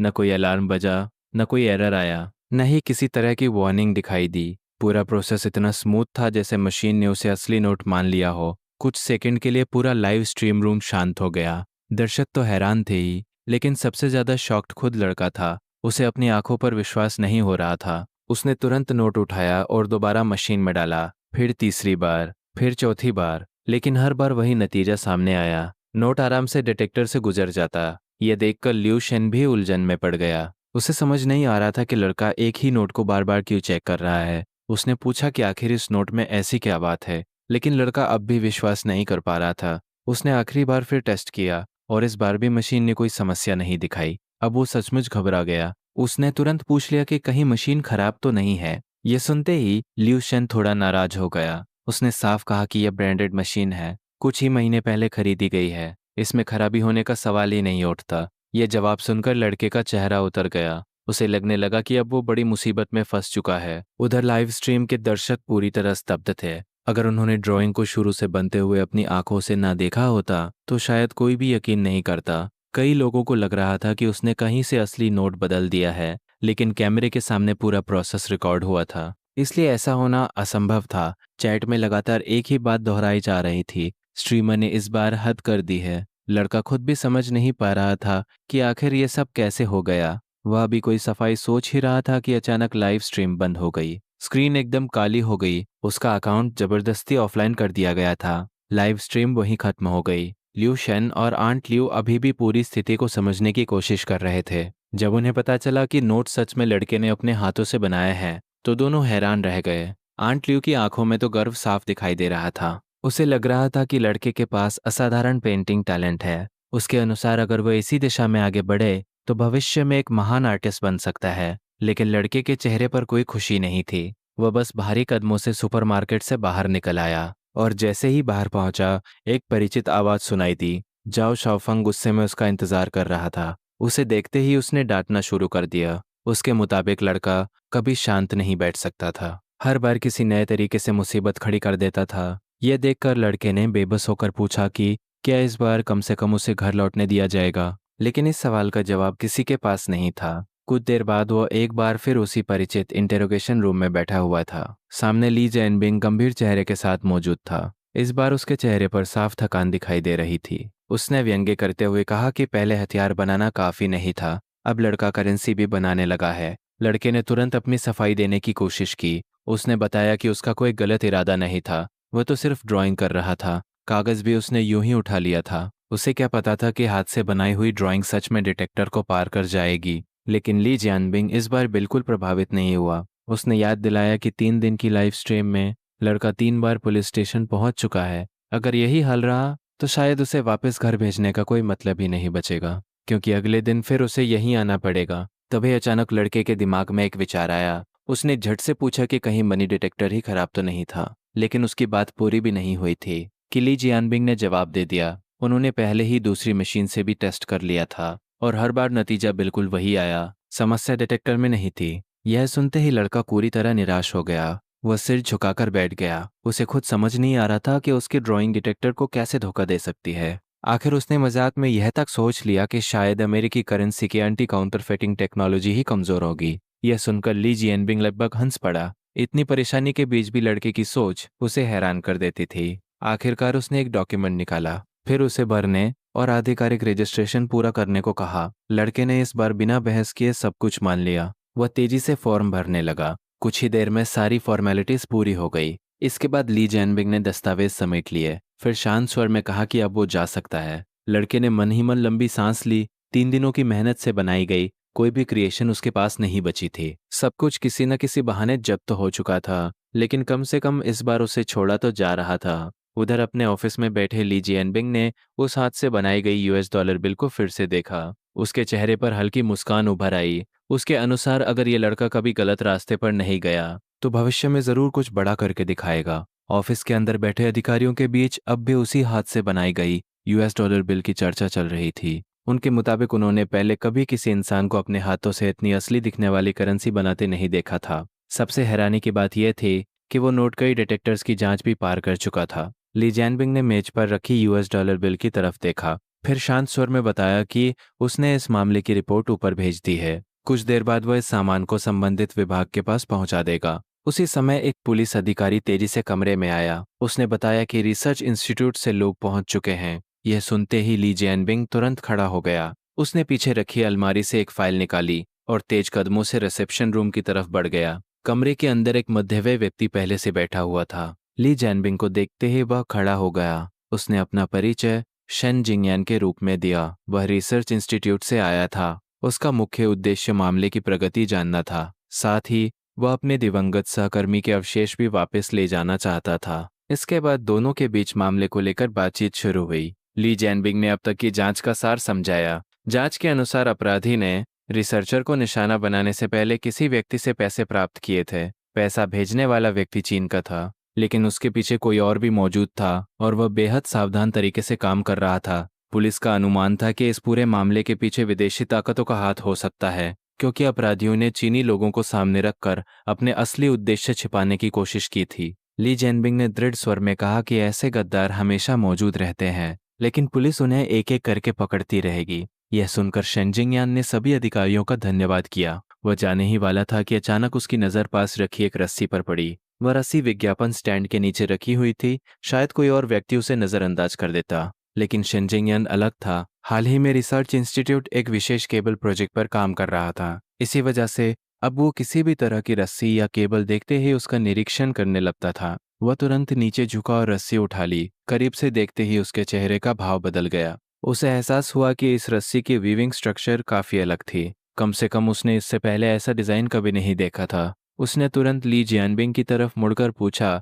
कि ये रस्सी कहाँ से आई। ली जियानबिंग ने हंसते हुए बताया कि यही वह रस्सी है जिससे कल अपराधी को बांधा गया था। इसके बाद उसने कल की पूरी घटना संक्षेप में सुना दी। शेन जिंगयान यह सुनकर काफ़ी हैरान हुआ। उसे उम्मीद नहीं थी कि वही युवक फिर से इस मामले से जुड़ा निकलेगा। ली जियानबिंग ने सिर हिलाया। फिर उसने सुये के बारे में विस्तार से बताना शुरू किया। कैसे वो लगातार 3 दिनों तक अलग अलग कारणों से पुलिस स्टेशन पहुंचता रहा और कैसे हर बार किसी नई चीज से सबको हैरान कर देता था। बात करते करते ली जियानबिंग के चेहरे पर चिंता भी दिखाई देने लगी। उसके अनुसार सुये बहुत प्रतिभाशाली था, लेकिन उसे डर था कि कहीं दूसरे युवा भी उसकी नकल करने न लगे। अगर ऐसा हुआ तो काफी मुश्किलें पैदा हो सकती थी। यह सुनकर शेन जिंगयान मुस्कुराया। उसके मुताबिक ऐसी प्रतिभा की नकल करना आसान नहीं होता। दूसरों को उसके जैसा बनने के लिए पहले उसकी क्षमता भी चाहिए। इसके बाद उसने रस्सी अपने साथ ले जाने की इच्छा जताई। वह उसे इंस्टीट्यूट में ले जाकर विस्तार से जांचना चाहता था, और अगर भविष्य में सुये उनसे संपर्क करना चाहे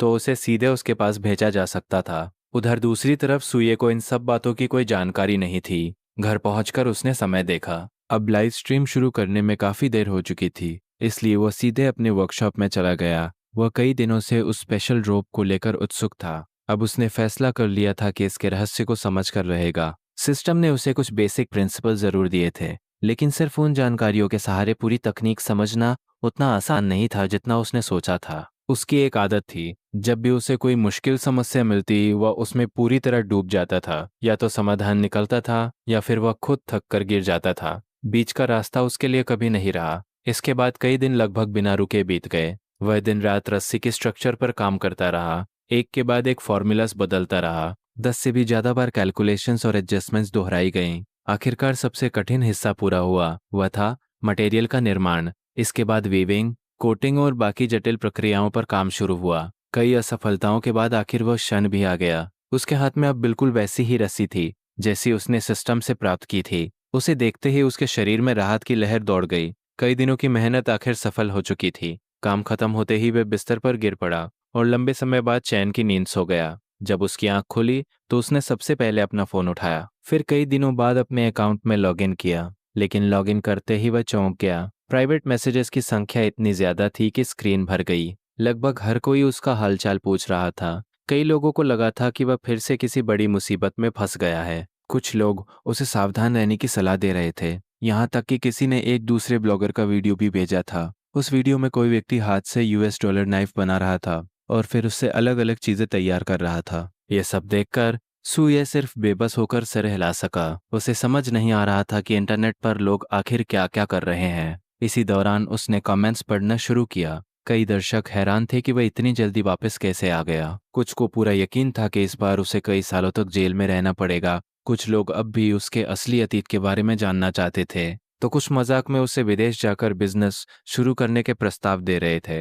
इन सभी प्रतिक्रियाओं को देखकर सुये मुस्कुरा दिया। फिर उसने दर्शकों को जवाब देना शुरू किया। उसने साफ कहा कि वो जेल नहीं गया था, उसे सिर्फ संबंधित विभाग में रजिस्ट्रेशन करवाना पड़ा था। इसके अलावा पिछले कुछ दिनों से वो एक नए प्रोजेक्ट पर काम करने में व्यस्त था, इसी वजह से लाइव स्ट्रीम नहीं कर पाया। और सबसे आखिर में उसने एक बार फिर वही बात दोहराई। वह एक सम्मानित और कानून का पालन करने वाला नागरिक है। वह कभी कोई गैर कानूनी काम नहीं करता। लाइव स्ट्रीम में सभी लोग मजे से बातें कर रहे थे। तभी अचानक स्क्रीन पर एक रॉकेट गिफ्ट फूट पड़ा। यह देखते ही लड़के की आंखें चमक उठी। उसने तुरंत गिफ्ट भेजने वाले को धन्यवाद दिया और पूरे उत्साह के साथ कहा कि अगर कोई काम उसकी क्षमता में हुआ तो वह जरूर पूरा करेगा। तभी उस व्यूअर ने अपनी मांग सामने रखी। वह ड्रोन एंथुजियास्ट था। उसने पूछा कि क्या स्ट्रीमर अपने हाथों से एक ड्रोन बना सकता है। साथ ही वादा भी किया कि अगर ड्रोन बन गया तो वह एक और रॉकेट भेजेगा। ये सुनते ही लड़के के चेहरे पर और बड़ी मुस्कान आ गई। उसकी नज़र में अब सामने वाला व्यूअर किसी साधारण फैन की तरह नहीं था। वह तो सीधे धन के देवता जैसा लग रहा था। उसने तुरंत पूछा कि आखिर वह किस तरह का ड्रोन चाहता है। व्यूअर ने बताया कि उसने चैट में लोगों को हैंडमेड ड्रोन की बात करते देखा था, इसलिए वह भी यही चीज़ देखना चाहता था। उसकी शर्त बेहद आसान थी, बस ड्रोन उड़ना चाहिए, बाकी सब स्वीकार था। लड़के ने बिना देर किए भरोसा दिलाया कि वो उसे निराश नहीं करेगा। असल में उसने पहले भी ड्रोन्स के बारे में सोचा था और उसके पास पहले से एक खास डिज़ाइन मौजूद था। उसने वादा किया कि वो एक छोटा, पोर्टेबल और आसानी से ऑपरेट होने वाला ड्रोन बनाएगा। ये कहकर वह तुरंत फ़ोन नीचे रखकर वर्कशॉप की तरफ दौड़ पड़ा। वहां पहुंचते ही उसने ब्लूप्रिंट्स वाला ड्रॉयर खोला, फिर उसमें से एक खास डिज़ाइन निकाला। यह एक बायोनिक ड्रोन का ब्लूप्रिंट था। असल में सिस्टम से जुड़ने के शुरुआती दिनों में उसे यह डिज़ाइन मिला था। सरल शब्दों में कहें तो यह एक बर्ड लाइक एयरक्राफ्ट था, लेकिन उस समय उसे यह आइडिया ज़्यादा दिलचस्प नहीं लगा था। इसलिए उसने ड्रोन के लिए एक इंफ्रारेड मॉड्यूल तैयार कर लिया था ताकि उसमें कुछ अतिरिक्त फंक्शनैलिटी जोड़ी जा सके।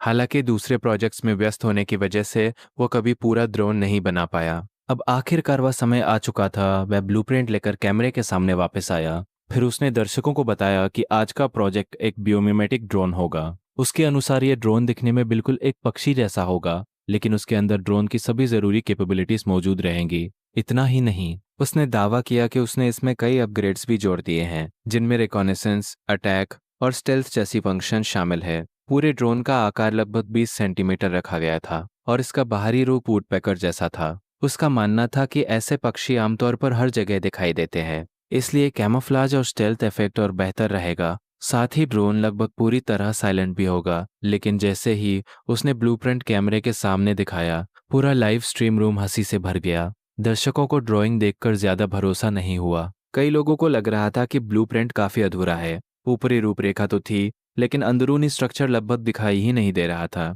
यहाँ तक कि रॉकेट भेजने वाला व्यूअर भी थोड़ा संदेह में पड़ गया। वो खुद ड्रोन्स का शौकीन था और उसके अनुभव के अनुसार इस तरह की ड्राइंग से कोई गंभीर प्रोजेक्ट नहीं बनता था। उसके हिसाब से शायद स्ट्रीमर सिर्फ लाइव स्ट्रीम का हाइप बनाने की कोशिश कर रहा था। आखिर अगर वह सच में इतना प्रतिभाशाली होता तो किसी नेशनल रिसर्च इंस्टीट्यूट में काम कर रहा होता। लेकिन फिर भी उसने उसे मौका देने का फैसला किया। उसने चैट में लिखा कि अगर ड्रोन उड़ गया तो वही उसके लिए काफ़ी होगा। लड़के ने कमेंट्स पढ़े और मुस्कुराया। फिर उसने भरोसा दिलाया कि एक बार पेमेंट ले लेने के बाद वह कभी किसी को निराश नहीं करता। इसके बाद असली निर्माण कार्य शुरू हुआ। उसने अपनी मिनिएचर मशीन टूल निकाली और ड्रोन की बॉडी बनाना शुरू कर दिया। धीरे धीरे फुसेलाज आकार लेने लगा। फिर उसने पंखों पर 2 स्पेशल मोटर्स इंस्टॉल किए। इन मोटर्स की मदद से ड्रोन पक्षियों जैसी उड़ान की नकल कर सकता था। इसके बाद उसने फ्लाइट मैकेनिज्म असेंबल किया और शुरुआती टेस्टिंग शुरू कर दी। अगले ही पल कुछ ऐसा हुआ जिसने सभी दर्शकों को चौंका दिया। उसके हाथ में मौजूद आधा अधूरा ड्रोन अचानक हवा में उठ गया। हालांकि प्रोजेक्ट अभी पूरा नहीं हुआ था,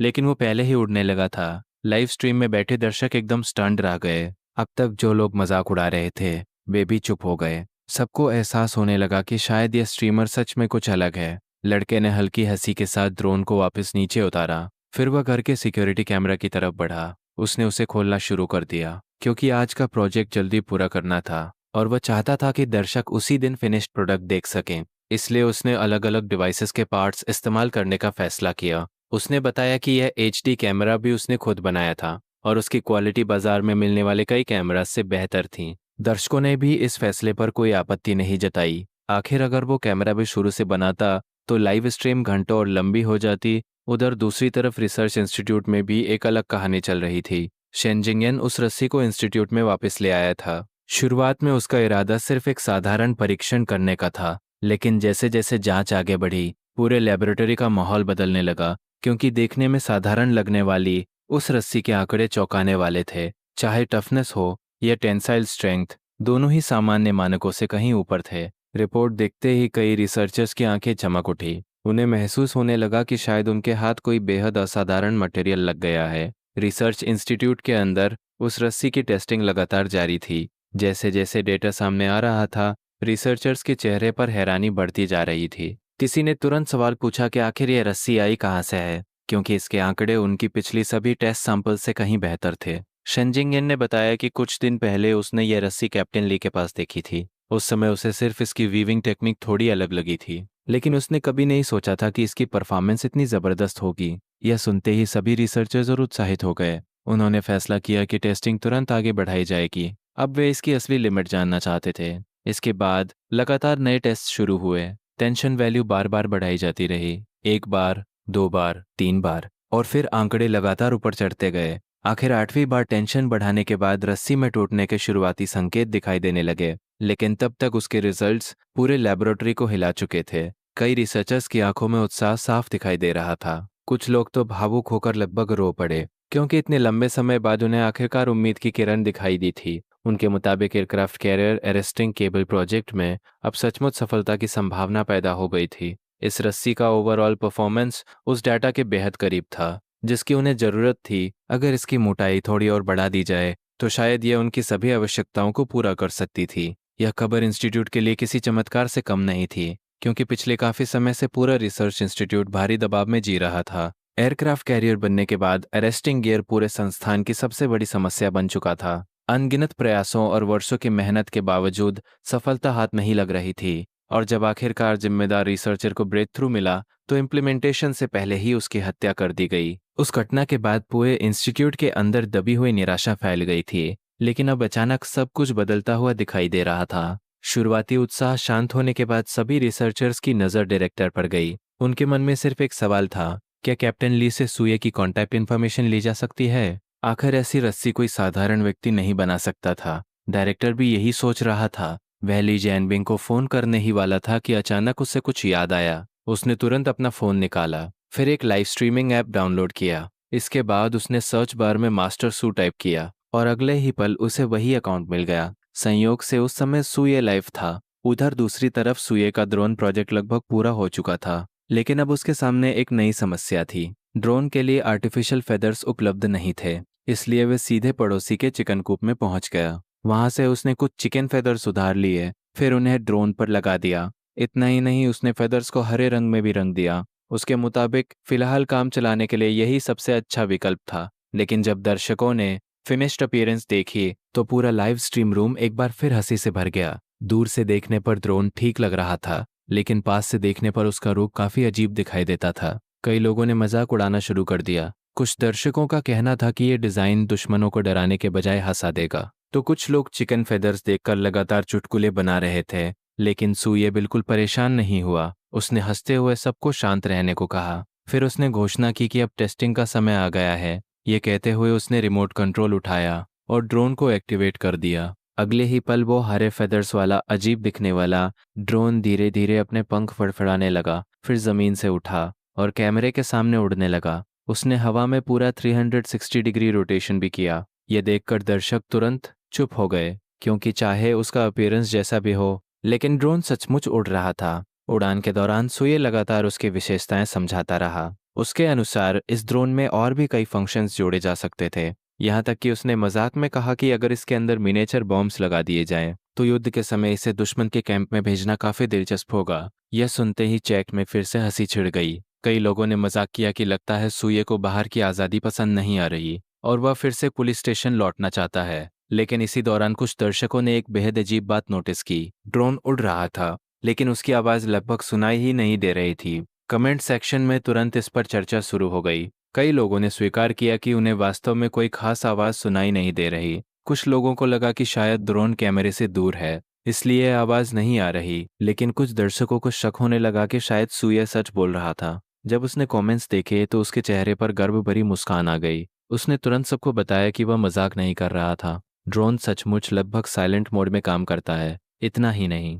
उसने इसके अंदर एक बर्ड सिमुलेटर भी लगाया था, जिसकी मदद से ड्रोन पक्षियों की आदतों और मूवमेंट्स की नकल कर सकता था। यह साबित करने के लिए उसने रिमोट से ड्रोन का सिर घुमाया। अगले ही पल ड्रोन ने बिल्कुल किसी जीवित पक्षी की तरह अपना सिर घुमाया। हालांकि थोड़ी सी मैकेनिकल आवाज सुनाई दी, लेकिन वह इतनी रियलिस्टिक मूवमेंट थी कि दर्शक फिर से शॉक्ड रह गए। इसके बाद उसने इंफ्रारेड कैमरा मोड भी दिखाया और ड्रोन के विजन सिस्टम का प्रदर्शन किया। अब तक मजाक उड़ाने वाले लोग भी गंभीर हो चुके थे, क्योंकि ये प्रोजेक्ट उनकी उम्मीदों से कहीं ज़्यादा एडवांस्ड निकल रहा था। लेकिन तभी सुये ने एक और फीचर का जिक्र किया और अगले ही पल पूरे लाइव स्ट्रीम का माहौल फिर बदल गया। उसने मुस्कुराते हुए बताया कि यह स्टील वुडपेकर ग्रीन नाम का ड्रोन एक फ्री पावर सप्लाई मोड भी रखता है। इसके बाद सुये ने ड्रोन का एक और खास फीचर दिखाया। उसने बताया कि ये ड्रोन सोलर एनर्जी और विंड एनर्जी दोनों को तेजी से कलेक्ट कर सकता है। इसका मतलब था कि बैटरी लाइफ की चिंता लगभग खत्म हो जाती है। हालांकि यह बताते हुए उसके चेहरे पर थोड़ा अफसोस भी था। उसके अनुसार समय बहुत कम था, इसलिए वह सिर्फ बेसिक मैकेनिकल मूवमेंट्स तक ही पहुंच पाया था। अगर उसे 1 महीना और मिल जाता तो वह पूरे सिस्टम को और ज़्यादा स्मूथ और एडवांस्ड बना सकता था। लेकिन इतनी बात भी दर्शकों के लिए काफ़ी थी। पूरा लाइव स्ट्रीम रूम पूरी तरह मंत्रमुग्ध हो चुका था। सबको महसूस हो रहा था कि वे किसी साधारण हैंडमेड प्रोजेक्ट को नहीं देख रहे हैं। उनकी आंखों के सामने कुछ असाधारण बन चुका था। उधर रॉकेट ब्रदर तो इतना प्रभावित हुआ कि उसने लगातार 10 रॉकेट्स भेज दिए। उसके हिसाब से अगर ये ड्रोन सच में उसके हाथ लग गया तो ड्रोन कम्युनिटी में तहलका मच सकता था। लेकिन सिर्फ दर्शक ही शॉक नहीं थे। रिसर्च इंस्टीट्यूट में बैठा शेन जिंगन भी पूरी तरह स्तब्ध था। साइलेंट ऑपरेशन, इकोलॉजिकल सिमुलेशन और लगभग अनलिमिटेड बैटरी लाइफ, इनमें से हर एक फीचर अपने आप में बड़ी उपलब्धि थी। लेकिन एक युवा लड़के ने उन्हें इतनी आसानी से एक छोटे से ड्रोन में जोड़ दिया था। उसका दिल तेजी से धड़कने लगा। शुरुआत में वो सिर्फ रोक का सोर्स जानना चाहता था, लेकिन अब उसके सामने तस्वीर पूरी तरह बदल चुकी थी। अब उसे यकीन हो गया था कि सुये कोई साधारण इंसान नहीं है। वह किसी भी कीमत पर उससे व्यक्तिगत रूप से मिलना चाहता था। उधर सुये का लाइव स्ट्रीम भी समाप्ति की ओर बढ़ रहा था। उसने ड्रोन वापस उतारा, फिर दर्शकों का धन्यवाद किया और सफलतापूर्वक ब्रॉडकास्ट समाप्त कर दी। यह शायद उसके स्ट्रीमिंग करियर की पहली लाइव स्ट्रीम थी जो बिना किसी पुलिस इंटरोगेशन के खत्म हुई थी। इस बात से वो खुद भी काफी खुश था। उसने तुरंत आज की लाइव स्ट्रीम की रिकॉर्डिंग एडिट की और वीडियो इंटरनेट पर अपलोड कर दी। सब कुछ खत्म होने के बाद वह फोन रखने ही वाला था कि अचानक एक रिकमेंडेशन नोटिफिकेशन दिखाई दी। जिज्ञासा में उसने उसे खोल लिया, लेकिन अगले ही पल वह दंग रह गया। उसकी वीडियो विदेशों में रिपोस्ट हो चुकी थी और वहां भी तेजी से वायरल हो रही थी। शुरुआत में ये देखकर उसे खुशी हुई, लेकिन कमेंट्स पढ़ते ही उसका चेहरा बदल गया। कई विदेशी व्यूअर्स उसकी वीडियो को गलत तरीके से समझ रहे थे। कुछ लोगों ने तो उसे वायलेंस प्रमोट करने वाला तक बता दिया था। यहाँ तक कि कई अमेरिकन उसे अमेरिका छोड़ने की सलाह दे रहे थे। यह पढ़कर सुये को गुस्से के साथ हंसी भी आ गई। आखिर वह अमेरिका में था ही नहीं तो वहां से निकले कैसे। उसने बेबस होकर सिर हिलाया, फिर अकाउंट बंद किया और फोन रख दिया। उसका मन थोड़ा फ्रेश होने का था, इसलिए वह टहलने के लिए घर से बाहर निकल गया। लेकिन जैसे ही उसने दरवाजे के बाहर कदम रखा, वो अचानक रुक गया। गांव की सड़क पूरी तरह बदल चुकी थी। जहां पहले सामान्य रास्ता था, वहां अब एक छोटी फूड स्ट्रीट बन चुकी थी। एक दो नहीं, बल्कि दर्जन भर स्टॉल सड़क के दोनों तरफ लगी हुई थी। सुये कुछ पल तक वहीं खड़ा रह गया। उसे अपनी आंखों पर यकीन नहीं हो रहा था। आखिर ये गांव का बाहरी इलाका था, यहाँ अचानक फूड स्ट्रीट कैसे बन गई। उसने सोचा कि शायद गांव के पास मौजूद हिस्टोरिकल साइट अचानक लोकप्रिय हो गई हो। लेकिन फिर उसे याद आया कि सरकार बरसों से उस जगह का प्रचार कर रही थी और तब भी कुछ खास नहीं हुआ था। आखिरकार उसने ज्यादा सोचने के बजाय खाना खाने का फैसला किया। कम से कम अब उसे टेक अवे ऑर्डर नहीं करना पड़ेगा। यह सोचकर वह उत्साह से एक स्टॉल पर पहुंच गया और 2 अंडे, सॉसेज, चिकन और स्पाइसी स्ट्रिप्स वाला जियन बिंगोजी ऑर्डर कर दिया। वेंडर ने तुरंत काम शुरू कर दिया, लेकिन कुछ अजीब था। जियन बिंग बनाते समय वह बार बार सुये की तरफ देख रहा था और उसकी हरकतें भी कुछ अस्वाभाविक लग रही थी। इसी दौरान सुये को अचानक एहसास हुआ, उसका चेहरा कहीं देखा हुआ लग रहा था। उसने सीधे पूछ लिया कि क्या वे पहले कहीं मिल चुके हैं। यह सुनते ही वेंडर थोड़ा घबरा गया। उसने जल्दी से जवाब दिया कि उसका चेहरा सामान्य लोगों जैसा है। शायद सुये ने किसी और को देखकर भ्रम कर लिया होगा। सुये ने इस बात को ज्यादा महत्व नहीं दिया। उसने खाना लिया और खाते खाते घर की तरफ लौट गया। लेकिन जैसे ही वह दूर गया, वेंडर ने राहत की लंबी सांस ली। असल में वह कोई सामान्य दुकान वाला नहीं था। वह हाल ही में भर्ती हुआ एक पुलिस अधिकारी था। कुछ दिन पहले ली जियनबिंग ने एक विशेष योजना बनाई थी। उस योजना के तहत सुये पर नजर रखने के लिए पुलिस वालों को अलग अलग भेष में आसपास तैनात किया गया था। अगर कोई संदिग्ध व्यक्ति उससे संपर्क करे या कोई असामान्य गतिविधि दिखाई दे तो तुरंत रिपोर्ट की जानी थी, और अगर काम अच्छा हुआ तो प्रमोशन मिलने की संभावना भी थी।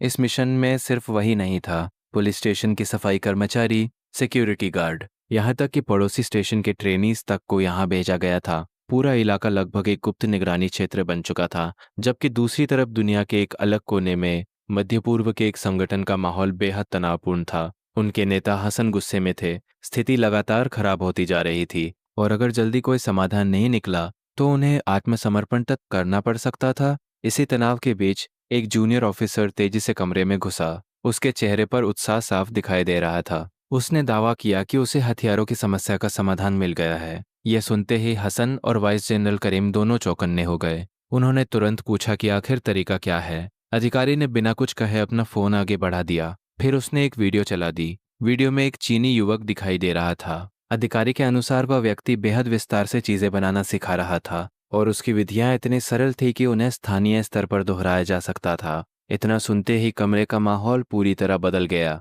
सभी की नजरें फोन की स्क्रीन पर टिक गईं। उधर मध्य पूर्व में बैठे उन लोगों ने सुये के वीडियो को उम्मीद से भी ज्यादा गंभीरता से लिया। उन्होंने उसके बनाए डिजाइन्स को ध्यान से देखा, फिर उनमें कुछ बदलाव किए, और हैरानी की बात यह थी कि सिर्फ 2 दिनों के अंदर उन्होंने दर्जनों सिंप्लीफाइड गैटलिंग गन्स तैयार भी कर ली। उनके हिसाब से ये हथियार उनके पुराने होममेड वेपन्स के कहीं बेहतर थे।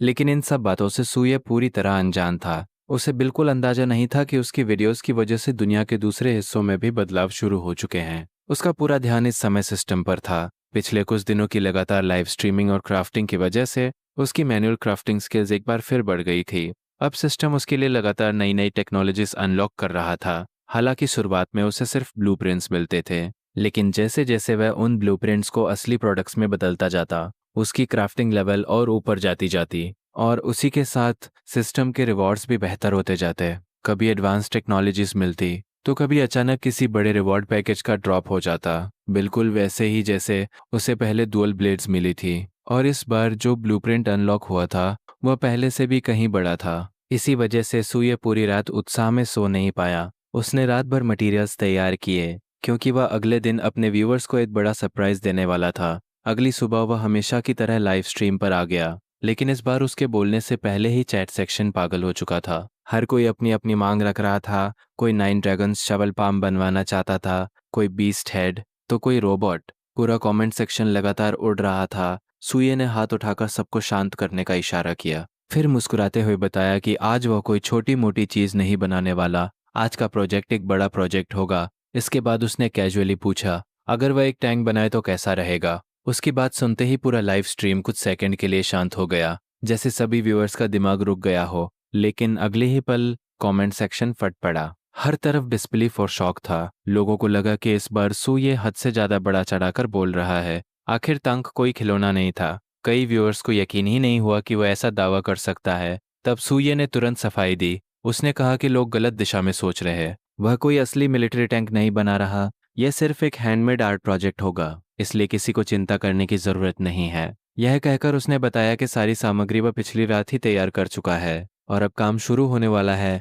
लेकिन जैसे ही वह काम शुरू करने वाला था, मुख्य दरवाजे पर दस्तक सुनाई दी। ठक ठक ठक। यह आवाज सुनते ही उसका दिल धक से रह गया। एक पल के लिए उसे लगा कि कहीं फिर कोई मुसीबत तो नहीं आ गई। लेकिन जब उसने समय देखा तो थोड़ा हैरान हुआ। अगर कोई अधिकारी आता भी तो इतनी जल्दी पहुंचना मुश्किल था। ये सोचकर वह दरवाजे की तरफ गया और सावधानी से दरवाजा खोल दिया। दरवाजे के बाहर 3 लोग खड़े थे। उनमें एक व्यक्ति मिलिट्री यूनिफॉर्म में था, दूसरा साधारण कपड़ों में एक मिडिल एज्ड आदमी था, और उनके साथ एक परिचित चेहरा भी मौजूद था। उधर लाइव स्ट्रीम में व्यूअर्स ये दृश्य देखते ही उत्साहित हो गए। कुछ लोगों को लगा कि पुलिस फिर से सुये को पकड़ने आ गई है। कुछ लोग टैंक वाली बात को इसका कारण मान रहे थे, और कुछ तो पहले ही मान चुके थे कि स्ट्रीमर की किस्मत में इंटेरोगेशन रूम लिखा हुआ है। वहीं सुये खुद भी घबराया हुआ था। 2 बार पुलिस स्टेशन का चक्कर लगाने के बाद अब उसे हर अधिकारी संदिग्ध लगने लगा था। उसने गला साफ किया और सावधानी से पूछा कि वे लोग किससे मिलना चाहते हैं।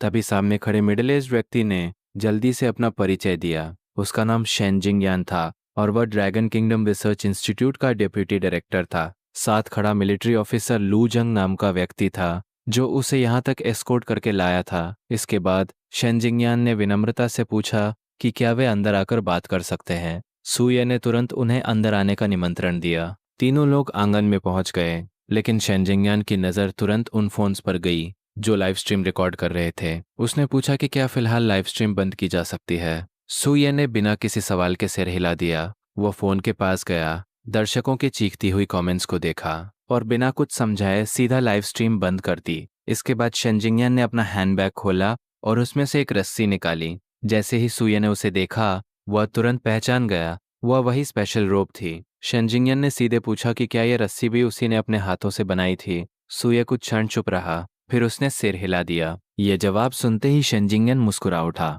अब उसे पूरा यकीन हो गया था कि वह सही व्यक्ति के पास आया है। फिर उसने अगला सवाल पूछा, क्या सुये इसी रस्सी को थोड़ा और मोटा बनाकर तैयार कर सकता है? यह सुनते ही सुये ने राहत की लंबी सांस ली। उसे लगा था कि कोई बहुत बड़ी समस्या आ गई है, लेकिन बात सिर्फ रस्सी की थी। वो लगभग शिकायत करते हुए बोला कि अगर बात सिर्फ इतनी थी तो पहले ही बता देना चाहिए था। उन्होंने उसे बेवजह डरा दिया। यह देखकर शेनजिंगयान हंस पड़ा। फिर उसने विस्तार से बताना शुरू किया कि यह रस्सी आखिर किस काम के लिए चाहिए। जैसे जैसे वह समझाता गया, सुये की आंखें बड़ी होती चली गईं। जब उसे पता चला कि यह aircraft carrier arresting cable project से जुड़ा हुआ है, तो वह पूरी तरह स्तब्ध रह गया। उसे यकीन ही नहीं हुआ। उसने अविश्वास से पूछा कि क्या वे सच में एयरक्राफ्ट कैरियर की बात कर रहे हैं, लेकिन इस बार जवाब शेनजिंगयान ने नहीं दिया। ली जैनबिंग ने आगे बढ़कर उसे डांट दिया। उसके मुताबिक क्या कोई डिप्टी डायरेक्टर इतनी दूर सिर्फ मजाक करने आएगा? यह सुनकर सुये थोड़ा शर्मिंदा हो गया। उसे एहसास हुआ कि उसने कुछ ज्यादा ही प्रतिक्रिया दे दी थी। उसने सिर खुजाया। फिर अचानक उसे कुछ याद आया। उसने दोबारा पूछा कि उन्हें रस्सी सिर्फ मोटी चाहिए, सही कहा ना? सुये ने बिना किसी हिचकिचाहट के हामी भर दी। उसने बताया कि पिछली बार जो मटेरियल्स तैयार किए थे वे अभी भी उसके पास मौजूद है। अगर सिर्फ मोटी रस्सी बनानी है तो वह तुरंत काम शुरू कर सकता है। यह सुनते ही शेनजिंगयान की खुशी छिपाए नहीं छिप रही थी। उसे उम्मीद थी कि काम हो जाएगा, लेकिन इतना आसान और तेज होगा ये उसने नहीं सोचा था। उसने तुरंत भरोसा दिलाया कि अगर रस्सी टेस्ट स्टैंडर्ड्स पर खरी उतरी तो सुये को सम्मान और रिवॉर्ड दोनों जरूर मिलेंगे। लेकिन सुये ने हाथ हिलाकर बात टाल दी। उसके लिए यह कोई बड़ी बात नहीं थी। उसके अनुसार वह सिर्फ एक रस्सी ही तो बना रहा था। इसके बाद वह सभी को अपने वर्कशॉप के अंदर ले गया। वहां पहुंचकर उसने वीविंग मशीन निकाली और नई रस्सी तैयार करने की तैयारी शुरू कर दी। शेनजिंगयान कुछ पल झिझका। फिर उसने धीरे से पूछा कि क्या वह इस पूरे प्रोसेस की वीडियो रिकॉर्डिंग कर सकता है। सुये ने तुरंत अनुमति दे दी। उसके अनुसार ये कोई सीक्रेट टेक्नोलॉजी नहीं थी। रस्सी की वीविंग टेक्निक खास जरूर थी, लेकिन बहुत मुश्किल नहीं थी। असल चुनौती मटेरियल्स तैयार करने में थी और उन मटेरियल्स को परफेक्ट करने में उसे लगभग 1 हफ्ता लग चुका था। यह कहते हुए वह काम में जुट गया। उधर शेनजिंगयान लगातार रिकॉर्डिंग करता रहा। शुरुआत में उसे लगा था कि शायद कोई बेहद जटिल वीविंग प्रोसेस देखने को मिलेगी, लेकिन कुछ देर बाद उसका ध्यान दूसरी तरफ जाने लगा, क्योंकि सुये जिस सहजता से काम कर रहा था वह किसी साधारण क्राफ्ट्समैन की बात नहीं थी। सुये लगातार काम करता रहा। उसके लिए यह बस एक सामान्य प्रक्रिया थी, लेकिन शेनजिंगयान की नज़रें धीरे धीरे और गंभीर होती जा रही थी। इस बार रस्सी मोटी बनानी थी, इसलिए वेविंग की गति थोड़ी धीमी थी। फिर भी ज़्यादा समय नहीं लगा। कुछ ही देर बाद लगभग 50 सेंटीमीटर लंबी नई रस्सी तैयार हो गई। शेनजिंगयान ने तुरंत उसे हाथ में उठा लिया। उसके चेहरे पर उत्साह साफ दिखाई दे रहा था। उसने सुये का धन्यवाद किया और बताया कि वह इसे तुरंत इंस्टीट्यूट ले जाकर टेस्ट करवाएगा। जैसे ही रिपोर्ट आएगी वह सुये को परिणाम बताएगा। उसके अनुसार इस मदद की कीमत बहुत बड़ी थी, लेकिन सुये ने फिर वही जवाब दिया, अगर भविष्य में किसी और चीज की जरूरत हो तो बेझिझक उसके पास आ सकते हैं। यह सुनकर शेनजिंगयान और भी प्रभावित हुआ। उसने सावधानी से रस्सी को अपने बैग में रख लिया। इसके बाद उसकी नज़र अचानक दूसरे विषय पर गई। उसे कल वाला ड्रोन याद आ गया, वही बियोमिमेटिक ड्रोन जिसने उसे पूरी रात सोचने पर मजबूर कर दिया था। उसने पूछा कि क्या वह उसे करीब से देख सकता है। सुये को समझ नहीं आया कि उसमें देखने जैसा क्या था। फिर भी वह घर के अंदर गया और वो पैकेज उठा लाया जिसे वो शिपिंग के लिए तैयार कर चुका था। उसके अंदर वही ड्रोन रखा था जिसे वो खुद काफी बदसूरत मानता था, लेकिन शेनजिंगयान और लूजिंग के लिए वो बिल्कुल अलग चीज थी। दोनों ने ड्रोन को बहुत ध्यान से देखना शुरू किया, यहाँ तक कि अब तक चुप रहने वाला लूजिंग भी आगे आ गया। काफी देर निरीक्षण करने के बाद शेनजिंगयान ने पूछा कि क्या ड्रोन में अभी भी वे सभी फंक्शंस मौजूद हैं जो लाइव स्ट्रीम में दिखाए गए थे। सुये ने सहजता से सिर हिला दिया।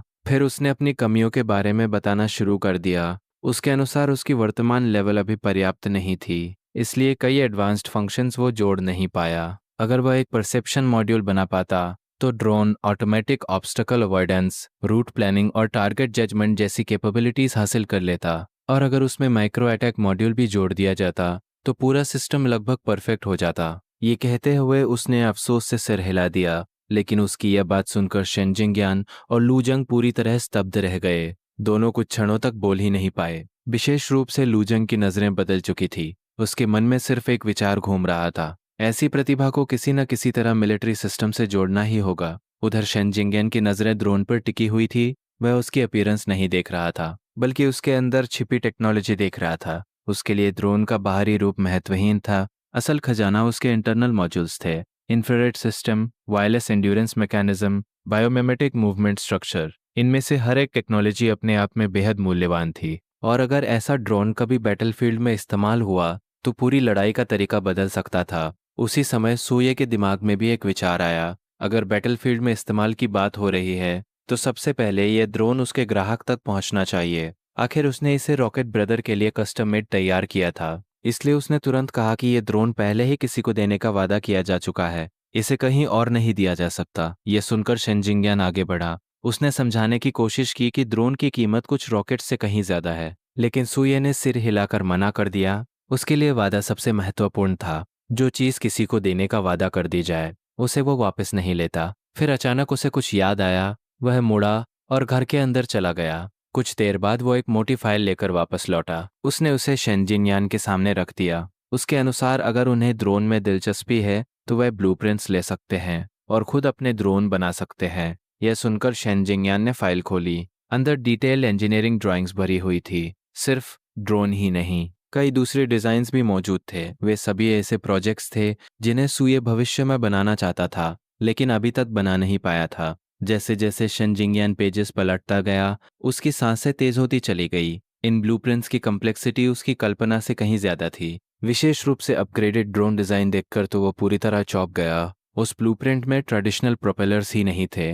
पूरा कॉन्सेप्ट बायोमिमेटिक सिस्टम और विशेष एयरफ्लो स्ट्रक्चर पर आधारित था। इसके सामने अभी वाला ड्रोन सिर्फ एक प्रोटोटाइप जैसा लग रहा था। शेन जिंगयान के हाथ हल्के हल्के कांपने लगे। उसने सिर उठाकर सूये की तरफ देखा, फिर पूछा कि क्या ये सभी ब्लूप्रिंट्स उसी ने डिजाइन किए हैं। सूये ने सहजता से जवाब दिया कि ये अपग्रेडेड वर्जन्स हैं, लेकिन उसकी वर्तमान परिस्थितियां सीमित हैं। कई मटेरियल्स मार्केट में आसानी से उपलब्ध नहीं हैं, इसलिए वह इन्हें अभी बना नहीं पाया। अगर किसी बड़े इंस्टीट्यूट के पास रिसोर्सेस हों तो शायद इन्हें जल्दी तैयार किया जा सकता है। यह सुनते ही शेन जिंगयान पूरी तरह गंभीर हो गया। उसने खड़े होकर आधिकारिक अंदाज में सूये का धन्यवाद किया। उसने कहा कि इन ब्लूप्रिंट्स का महत्व बेहद बड़ा है और वह रिसर्च इंस्टीट्यूट तथा मिलिट्री की ओर से उसके प्रति आभार व्यक्त करता है। साथ ही उसने आश्वासन दिया कि उसकी इस मदद को कभी मुफ्त नहीं माना जाएगा। इतनी औपचारिक बात सुनकर सूये थोड़ा असहज हो गया। उसे इतनी बड़ी प्रतिक्रिया की उम्मीद नहीं थी। उसने बस इतना कहा कि जब कुछ बन जाए तो उसे भी जरूर दिखाया जाए। शेन जिंगयान मुस्कुरा दिया। वह जानता था कि इस समय कोई भी वादा करना सिर्फ शब्द होंगे, लेकिन एक बात उसे पूरी तरह स्पष्ट थी, इतनी बड़ी प्रतिभा को देश कभी नजरअंदाज नहीं करेगा। इसके बाद उसने सभी ब्लूप्रिंट सावधानी से अपने बैग में रख लिए। फिर बताया कि वो तुरंत इंस्टीट्यूट वापस जा रहा है। जैसे ही टेस्ट रिजल्ट्स आएंगे वह सबसे पहले सूये को खबर देगा। बात खत्म होते ही वह तेजी से बाहर निकला और सीधे मिलिट्री जीप में बैठ गया। गाड़ी चल पड़ी, लेकिन पूरे रास्ते शेन जिंगयान की नजरें बार बार उन ब्लूप्रिंट्स और नई रस्सी पर जा रही थी। उसका चेहरा पहले से कहीं ज्यादा गंभीर था। आखिरकार उसने लू जेंग की तरफ देखा और सख्त स्वर में आदेश दिया, इंस्टीट्यूट पहुंचते ही सूये की सुरक्षा के लिए गुप्त प्रोटेक्शन की व्यवस्था की जाए, जबकि वह खुद तुरंत इस पूरे मामले की रिपोर्ट अपने उच्च अधिकारियों को देने वाला था। नेक्स्ट पार्ट के लिए सब्सक्राइब करें और कमेंट में पार्ट 2 लिखें।